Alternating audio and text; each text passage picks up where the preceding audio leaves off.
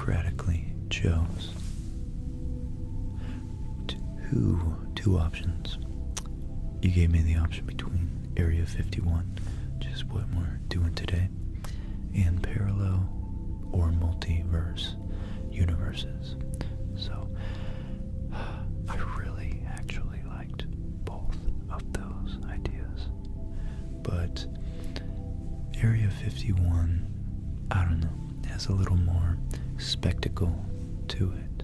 So let's see what we can find out about it. Now, at first I actually thought, and I hope you like the keyboard sounds, when I went to search, that I didn't know that much about Area 51. And I don't particularly know much specifically about that, but I did realize that I've watched, really through Joe Rogan, having on Graham Hancock and all sorts of other fringe academics and reporters, Randall Carlson, Robert Buvall, John Anthony West. I don't know if he's talked to David Wilcock, this gentleman right here, with the fabulously timeless haircut. His haircut is, I don't think it's changed much since he was born. But you can't judge a book by its cover. And he's actually, that was actually kind of rude of me to judge him like that. He just owns that haircut so well. I wish I had the courage to do that. I listened to this guy have a conversation with, oh wait, it was here.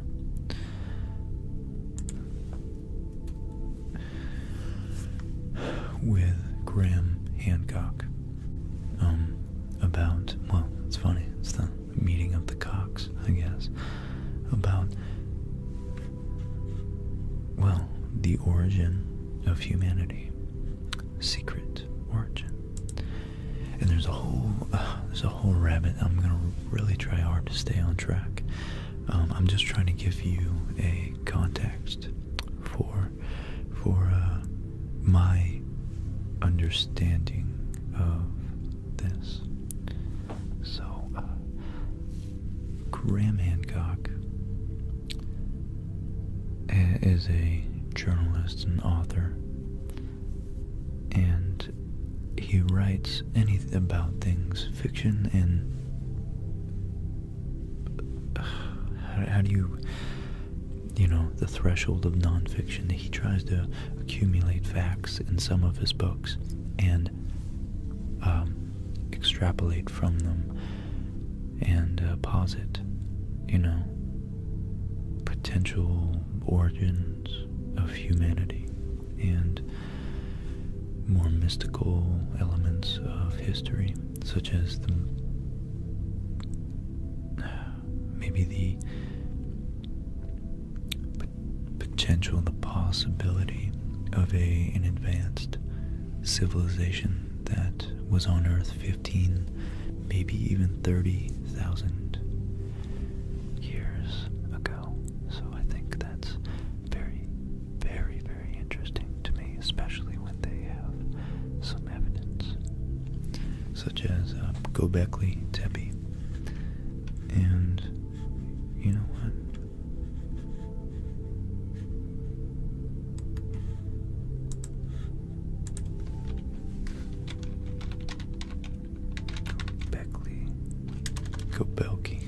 Göbekli Tepe.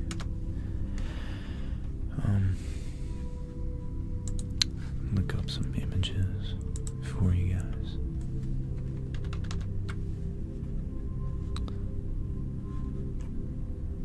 Which is one of the few sites to actually be verified by credible academic geologists and archaeologists to have been 10,000 years old.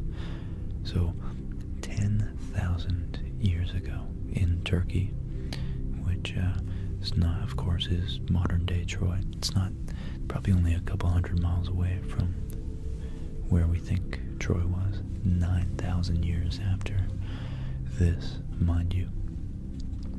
So it's definitely no wonder that perhaps the Trojan Wall claimed to be built, as we're learning in our expedition through the Odyssey, the adventures of Odysseus, that Poseidon himself built the Wall of Troy, which you can imagine people would come to believe if they A, had no real written history, and B, had no scientific perspective of the world, and the world was more a blend of metaphors and religious imagery and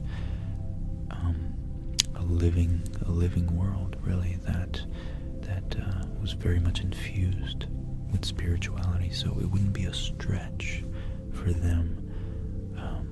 I really want to sound like Chicho right now. Chicho was awesome, and he just makes me feel like him, like he's saying right. It wouldn't be a stretch, right, to assume that these people during 1000 or 1500 BC looked back 8,000 years, and of course, knowing Göbekli Tepe had all this acres and acres and acres of these huge monoliths. It wouldn't be a stretch to think that perhaps in their view humans were less likely than gods to have actually created these monuments and therefore their own walls. And like many cities, maybe Troy was built and razed, pillaged, plundered, and destroyed, and then rebuilt on top of its ashes. No doubt intimately connected with the imagery of the phoenix. So, Area 51, which I might not call this episode Area 51, because so far 10 minutes have gone by and I haven't talked about it. I just want to say that I think there's a blurry line between where fringe, the word keeps escaping me. I want to say supposition, speculation. There we go, right? Speculation, right? And rigorous adherence to not speculating and just the facts on what we know. And I think science has its merit that it's very valuable to not overextend our certainty of knowledge. And there's so many realms, so many ways I can take this, but I think the great speculators who actually are as rigorous as one can be when speculating about such grandiose things as aliens and deep history, I think they're immensely valuable because they lead to more artistic, more religious, more spiritual, more philosophical, at a more articulated level, understanding of history and the world as we discover it. So I think it's always good to take into account and not be too certain that one area of exploration is sufficient explain the whole world. So, I just want to credit science and religion and rigorous, archaeology and fact-checking and logic, solid logic and mathematics with narratives and the human experience. And I don't think, I should be doing these, shouldn't I? I just don't think that one or the other has the final word yet. Wow, that was a doozy of an intro. And here I thought this would be a 30-minute episode.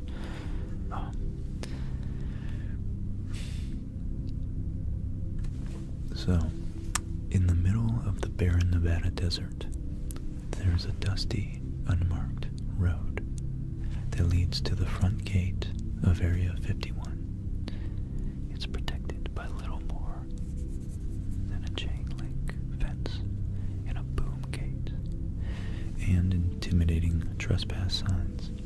One would think that America's much mythicized top-secret military base would be under closer guard. But make no mistake, they are watching. Beyond the gate, cameras see every angle.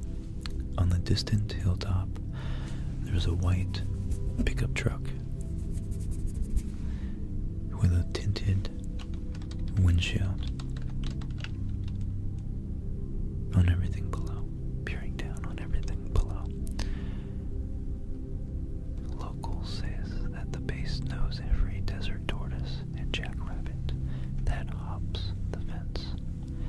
Others claim that there are embedded sensors in the approaching road.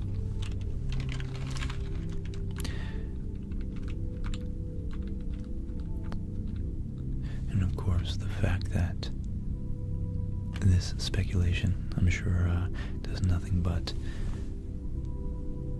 boost the aura of mystery behind this site. So what exactly goes on inside Area 51 is speculation. There are, of course, alien conspiracies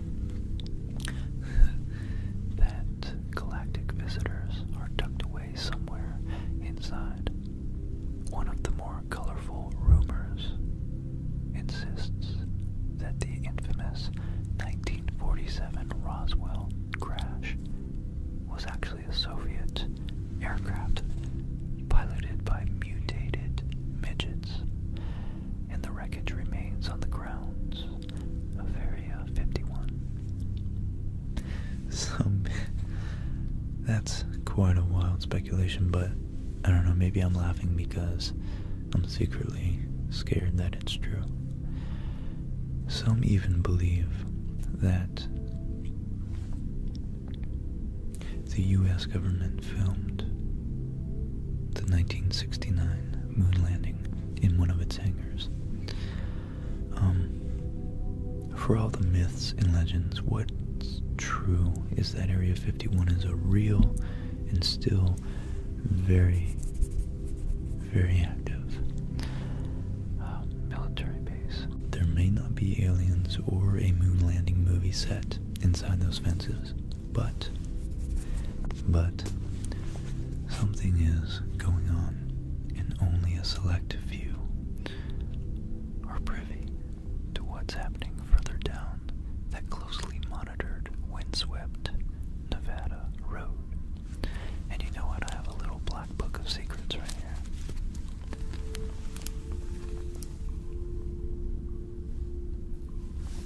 Hold on one second, there we go. It's very, very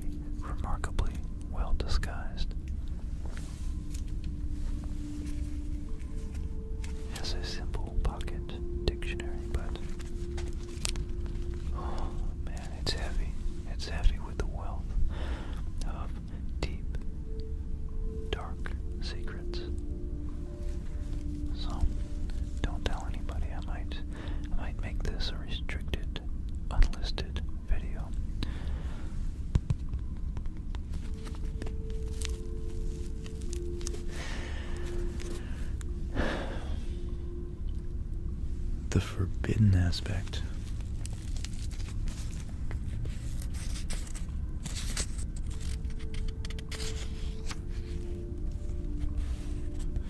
There are so many words in here.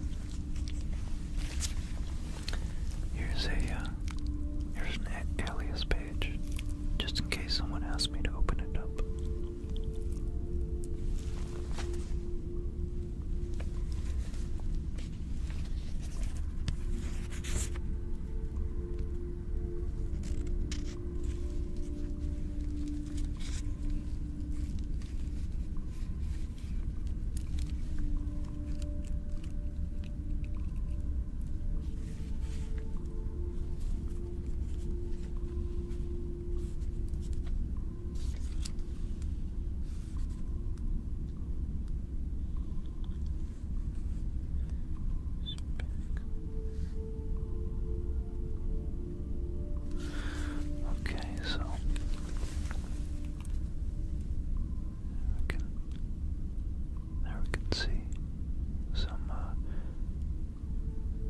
Indecipherable text. It looks normal, but really it's very much encrypted.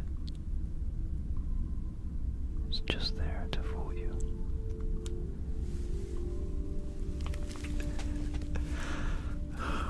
Oh boy, I'm having fun with this. So, alright, I hate when it goes in and out.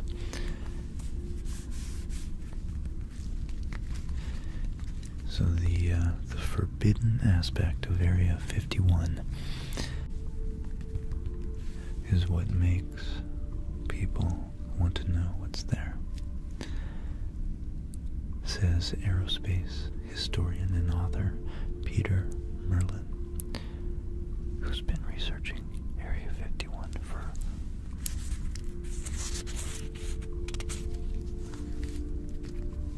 more than 3 decades. And sure, there's still a lot going on there. Okay, so I wanted to flesh out as much as I can in this one episode the both sides of a very practical,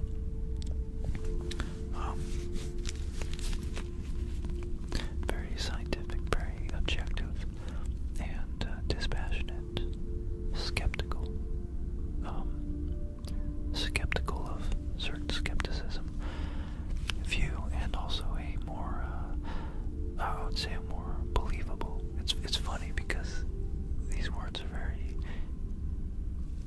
interchangeable from depending on the perspective. If you're one that sees all conspiracy as goofy, or one that sees everything as a conspiracy. So from the one side, what is skeptical, could be thinking that it's skeptical to believe in all these alien theories.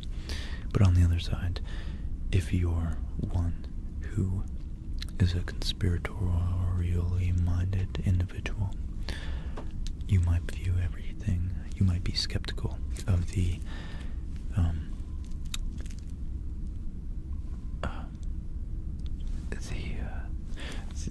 public narrative regarding the truth. The accepted narrative, I guess.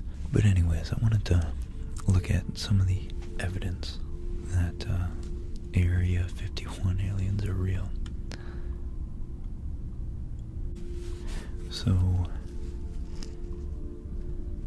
the wreckage says there are, so this is going to be a little biased because I personally,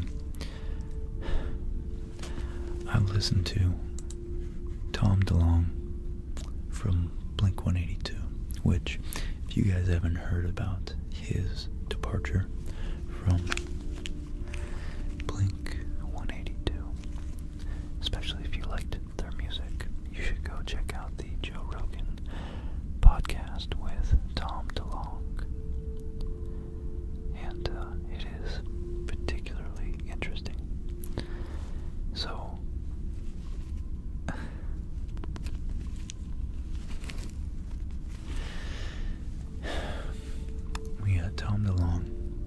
claiming very matter-of-factly that aliens are here, and they've actually, in some way or some form or another, given certain people, and it would happen like that, but nonetheless it's hard to believe, certain upper echelon people in the government, specific, very special access to their technology, to bend space, just very advanced technology. So yeah, we have guys like David Wilcock, who actually, it's funny enough, oddly enough, although from an outsider like me, Tom DeLonge and David Wilcock are very much in the same boat, and they should be friends, but they actually, I guess Tom DeLonge is so famous and so popular that David Wilcock hasn't had the invitation to speak with him about this, which David Wilcock's been studying this for years and like decades, and so it's a little, I think a little bit of resentment, jealousy that Tom DeLonge comes in and steals his spotlight as far as alien investigation goes. But yeah, so we had Tom DeLonge from Blink-182 in the last year saying that aliens are here. Number one, Area 51, out of the 10 evidences that prove Area 51 aliens are real. Number one is that it's situated in the middle of the deserts of Nevada, and people from nearby towns have reported sightings of strange lights. As per eyewitnesses, the lights do not look like they're, let me zoom in a little bit, they do not look like they're coming from fighter jets or other earthly aviation units.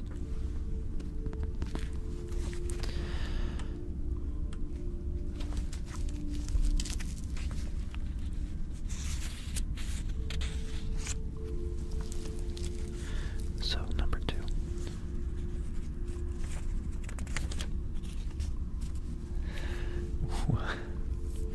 This book is so done. While there is no official confirmation, radars have detected objects that fly with supersonic speed over that area. And F-16s or other Air Force planes are not supposed to fly at that speed, is what alien enthusiasts have to say. And here we have a picture of some very giant spheres, discs, saucers, if you will, that look like they might be hard to identify when they are flying as objects in the air. Number three, this autopsy video.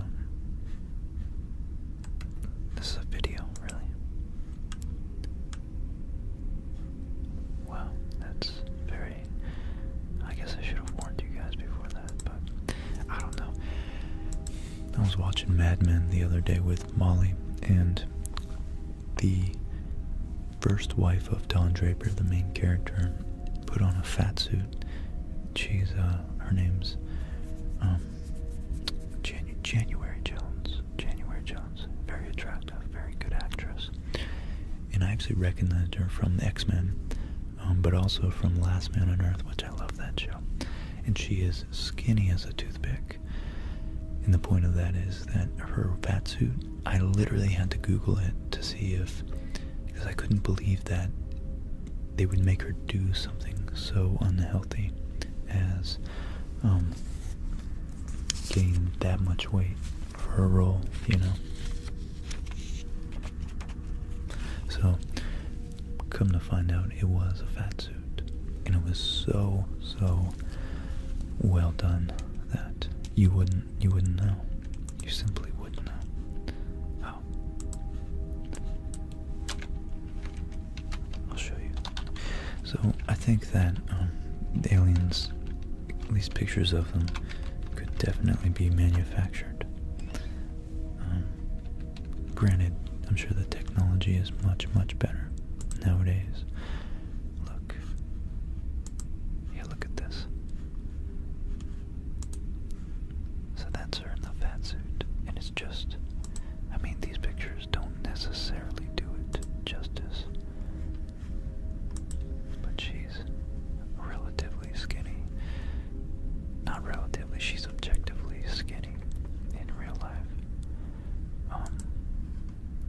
So that was her in season 1. That's what she normally looks like. And yeah, this was definitely a fat suit. It's just so realistic looking. I mean, where does the, maybe right there is where the fat suit ends, but still. So I think there's a lot more to prove. You got a lot more to prove than a simple picture.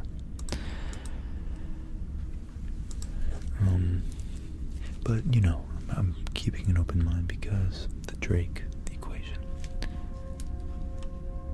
is pretty convincing to me that we have so many.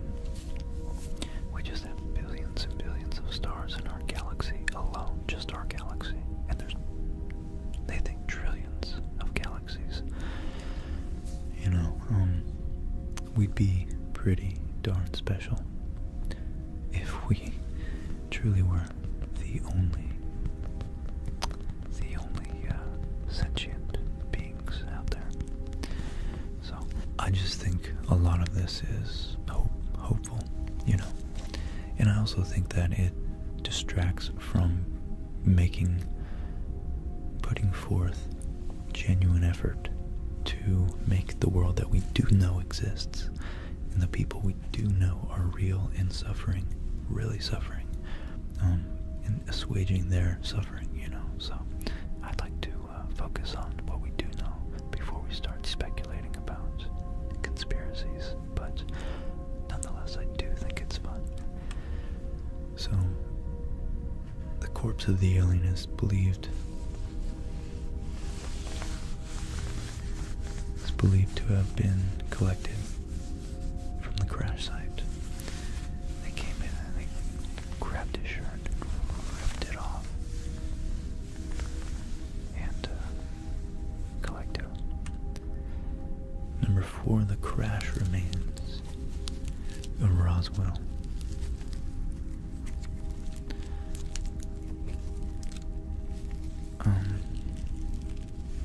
Of the Roswell incident were being secretly transported to Area 51 as the government wanted to study the technology that was used to make the aircraft. So, yeah. Number 5, which is more convincing, testimonies of ex-employees. Here we go, an ex-aerospace engineer, Boyd Bushman. So he's an engineer. He's not, that tells you that he's at least scientifically minded and is professionally trained to analyze a situation in terms of physics, mathematics, mechanics. But that doesn't mean his desire to jump to the conclusion that we are among aliens. It's a powerful desire. I think Carl Sagan wanted it too, but his famous dictum was extraordinary claims require extraordinary evidence. So this is a picture, an ex-aerospace engineer Boyd Bushman, who was deployed at Area 51 for a long period, has shared photos of a humanoid creatures that do not belong from this soil. In a statement, Bushman also confirmed that the staffs of Area 51 are a mixed bag of earthlings and extraterrestrial beings. Wow. Wow. Ex-physicist Bob Lazar, who was working, I think this guy is very particularly famous, very famous, who was working at Area 51. He had been deployed at the project of reverse engineering the alien aircrafts, which are captured and taken to the ground, to the underground vault of Area 51. And Lazar had to break his oath of keeping silence, keeping secrets of Area 51 concealed in his mind, and revealed strange facts. So, I mean, yeah, I guess it's hard to get to all the facts.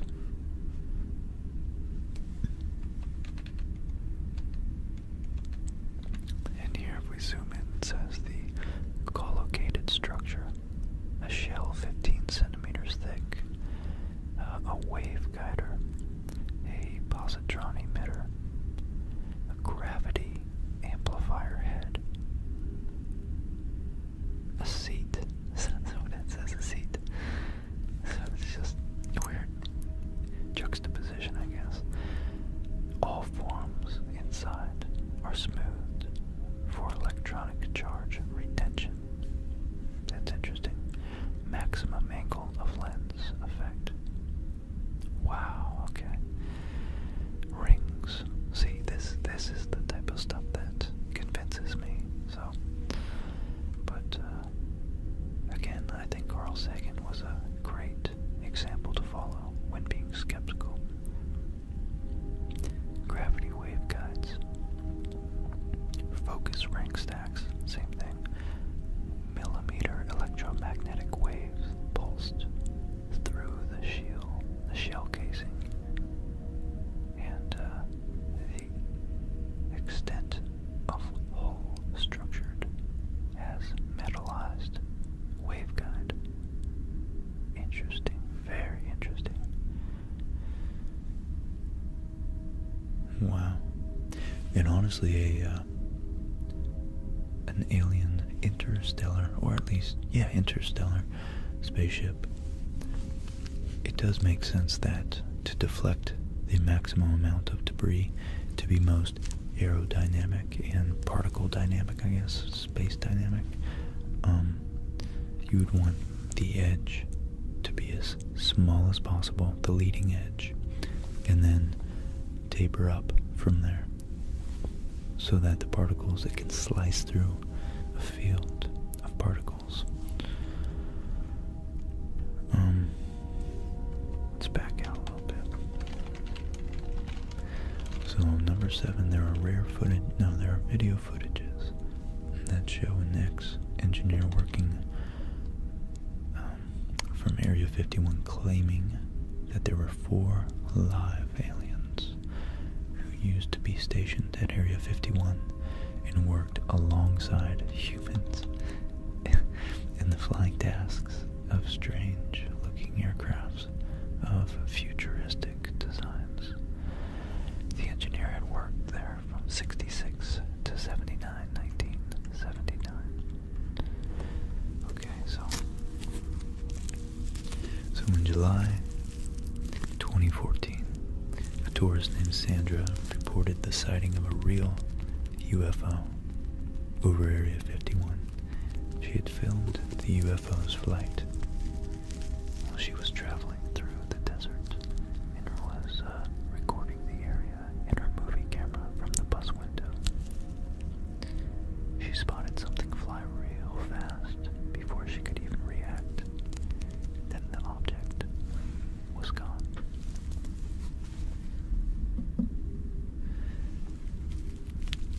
reviewing the film she had taped, she could realize that what it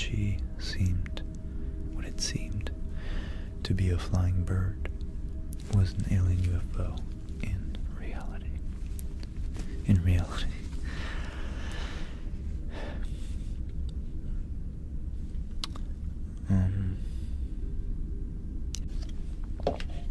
There are many conspiracy theories regarding the kind of work that is carried out. Until 2013, the government never acknowledged the very existence of something called Area 51, although it was an open secret since for decades. Yeah, I don't think a native English speaker wrote this article. So many varied theories about the purpose of Area 51 make it very easy to believe that the base actually serves the aliens, or is used for alien-related projects. And that's a pretty cool picture right there of Area 51. Now this last one conflicts, just blatantly conflicts with the other article I'm going to go back to. Trespassers are supposed to be shot with heavy weapons without any warning.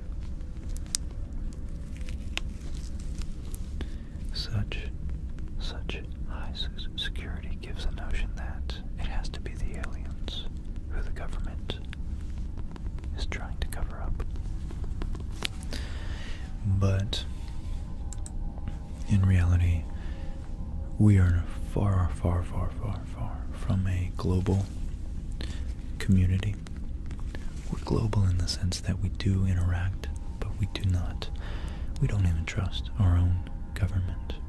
How do you think the government trusts other governments? So of course, the security can be attributed to fear of foreign spies and foreign intelligence gathering.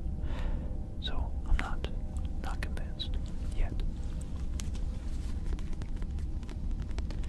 So the beginning of Area 51 is directly related to get into the history of it. It's directly related to the development of the U-2 reconnaissance aircraft. After World War II, the Soviet Union lowered the Iron Curtain around themselves and the rest of the Eastern Bloc, creating a near-intelligence blackout to the rest of the world.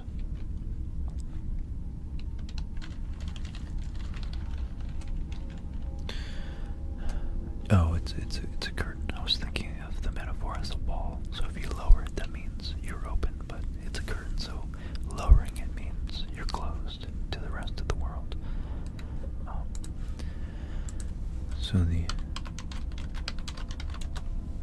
Iron Curtain, the notional barrier separating the former Soviet bloc. Okay.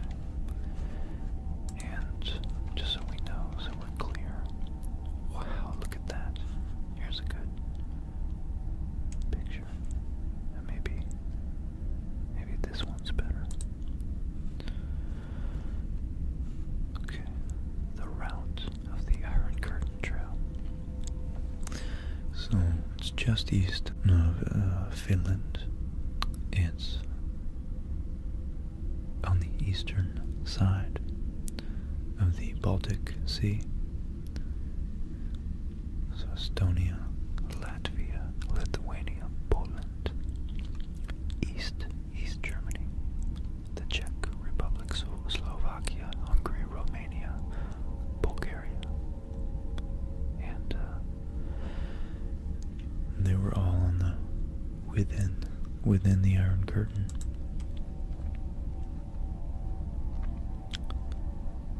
Wow. Okay. Very interesting. Is that? I wonder if that's a joke. Oh, bro. Wow.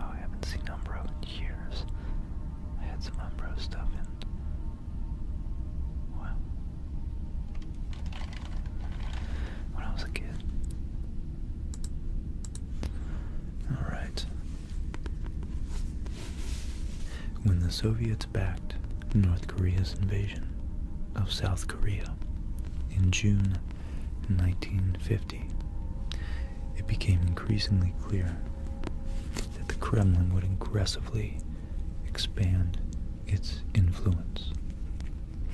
America worried about the USSR's technology intentions, and ability to launch a surprise attack.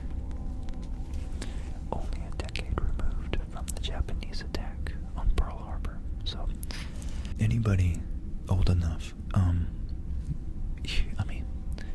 let's see, I start remembering things from when I was about maybe 8. In terms of like understanding more wide, not political, but more national and global events that happened.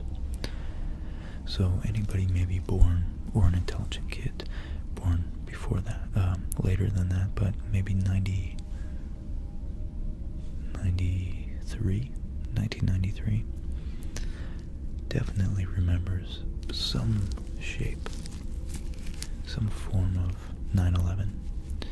And I like to put it in perspective. I like to put it in perspective of, 10 years. 1945 and 1955, or 1940 and 1950, is the same as 2001 to 2011. So, just, it's interesting to reference modern events and have a connection between those two times. So in the early 50s, the U.S. Navy and Air Force sent low-flying aircraft on reconnaissance missions over the USSR, but they were at constant risk of being shot down. In November 1954, President Eisenhower approved the secret development of a high-altitude reconnaissance aircraft called the U-2 program. One of the first orders of business was to track down a remote, covert location and training and testing. So they found it in the southern Nevada desert, near a salt flat known as Groom Lake, which had once been a World War II aerial gunnery range for the Army Air Corps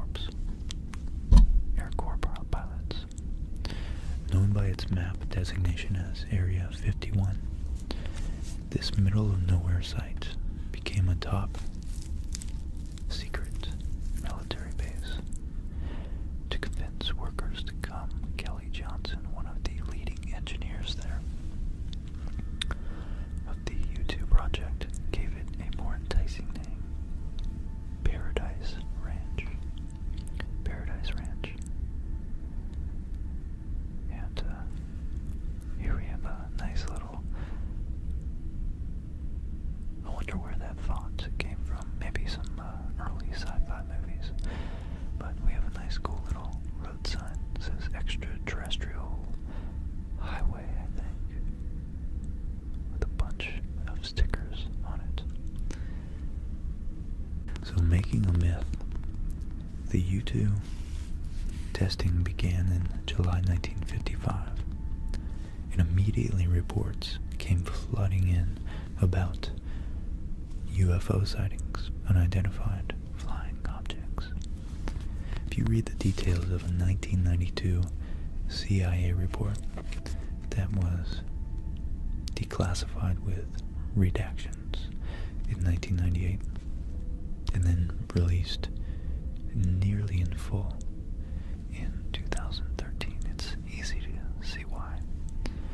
Many of these sightings were observed by commercial airline pilots who had never seen an aircraft fly at such high altitudes.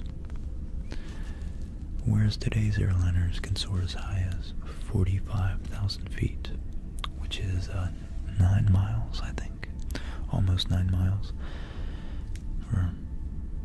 In the mid-1950s, airlines flew only at about 10 to 20,000 feet. Known military aircraft, which is probably why a lot of the jets, modern jets, get much better fuel efficiency, because they're encountering less air resistance.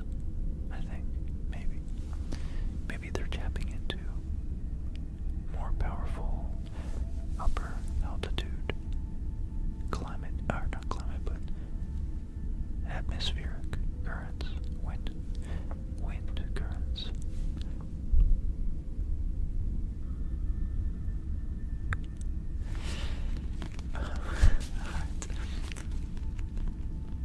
So, known military aircraft could get to 40,000 feet, but 60,000 feet would have been crazy. So, naturally, it says, Air Force officials knew the majority of these sightings were U-2 tests. Oh, is that where the band name comes from? I just put that. I just connected that. I wonder.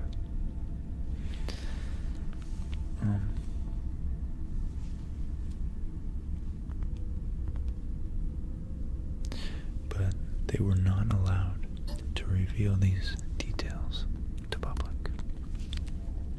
So natural phenomenon or high altitude weather research became the go-to explanation.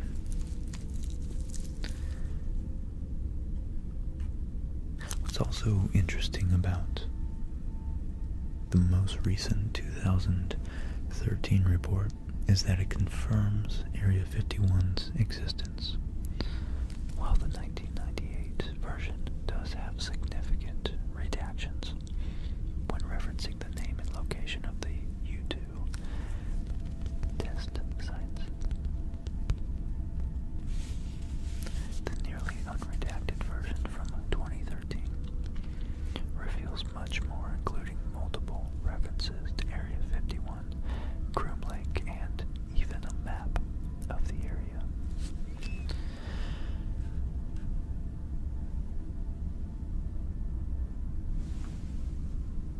But U-2 operations halted in the late 50s and were replaced by more recent, more technologically advanced military aircrafts.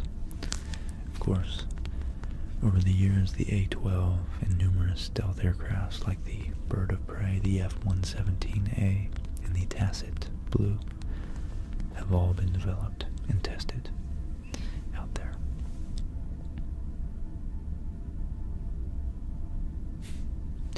More declassified documents reveal Area 51's role in the Project Half Donut, a 1970s attempt to study covertly obtained Soviet MiGs.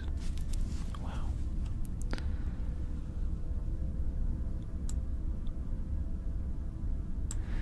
And someone's quoted as saying, I'll read that later, I guess.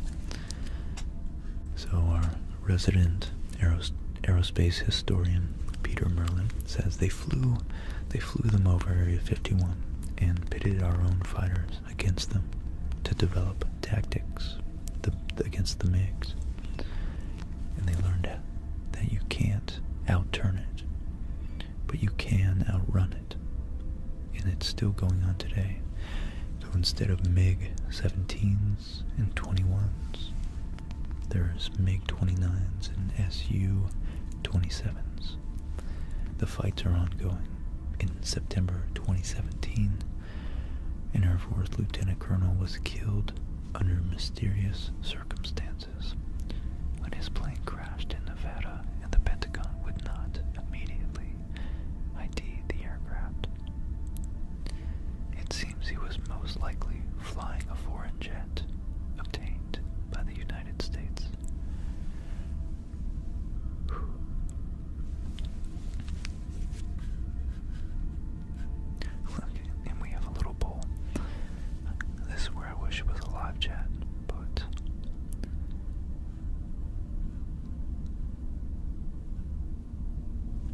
I say experimental plane testing?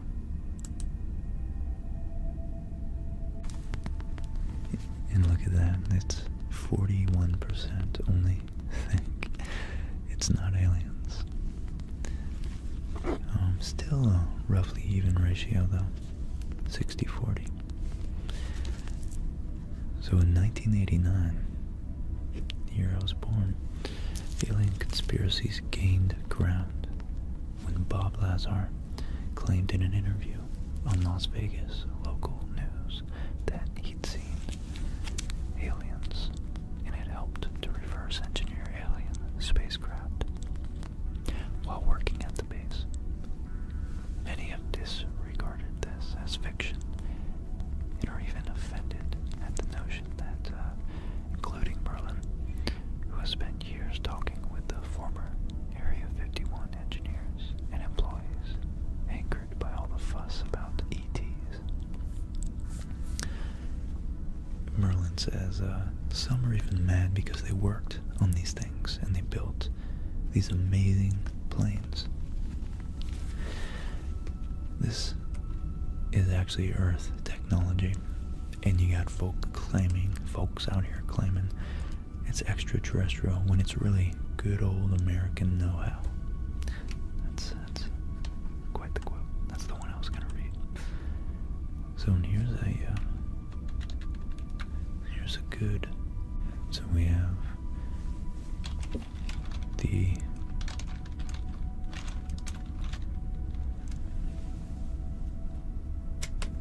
aircraft here.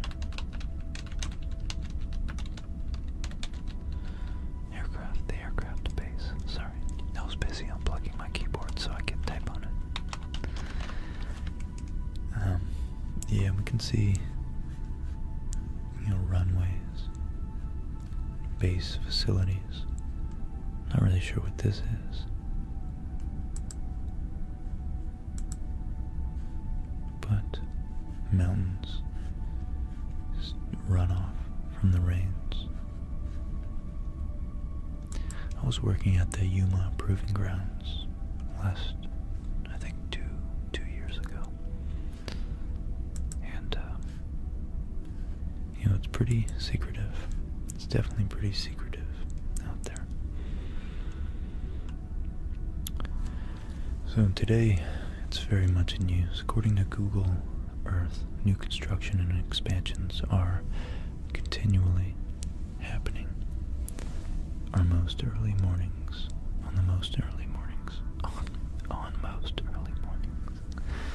Eagle eyes visitors can spot strange lights in the sky moving up and down.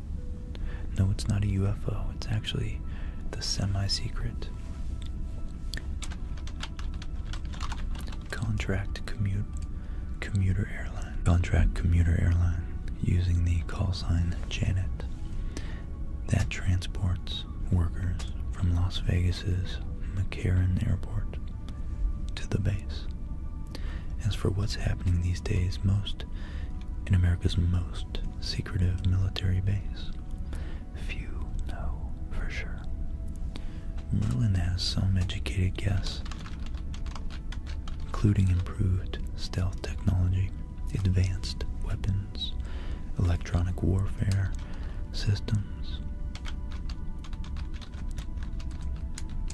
and in particular, unmanned aerial vehicles. Very, very cool. Otherwise called drones.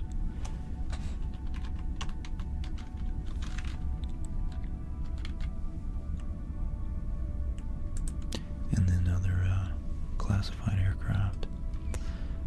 And the more exotic forms, I like that, of radio communication. Probably different ways of encrypting it and sending and receiving it covertly, and directed energy weapons such as different forms of focused lasers. That's probably what's that called? A redundancy.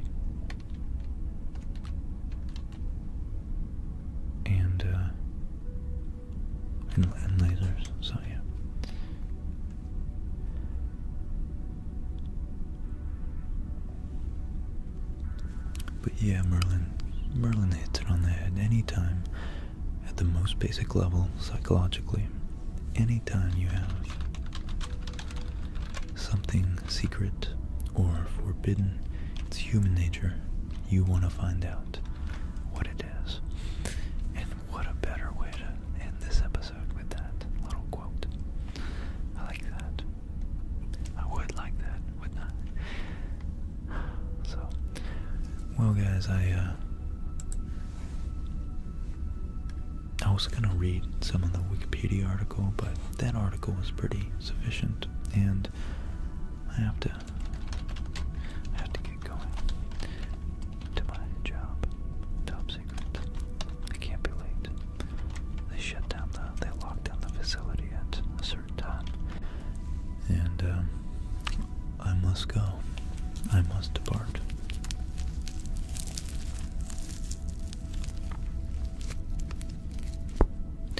So, my friends, thank you once again. Thank you to everybody who comes out.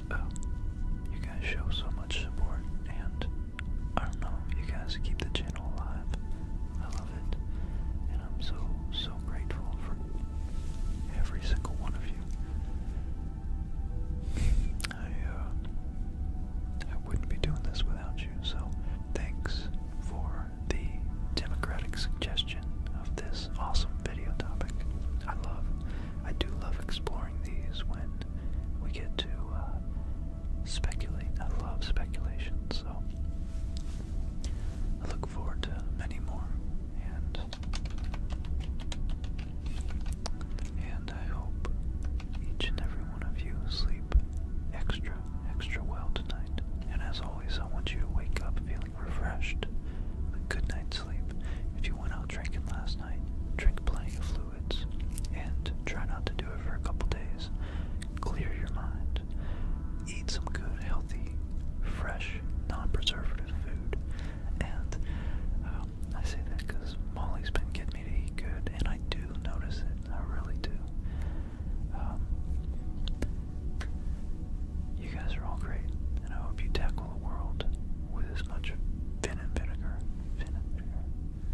and vinegar. I don't know what the phrase is, but I hope this helps you get enough restful, deep sleep to just go out there and be that person that you want to be.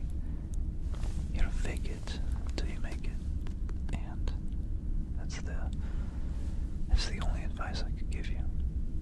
I think each and every one of you, especially that I've gotten to engage with a lot of you on this channel, you all have something going for you in a very special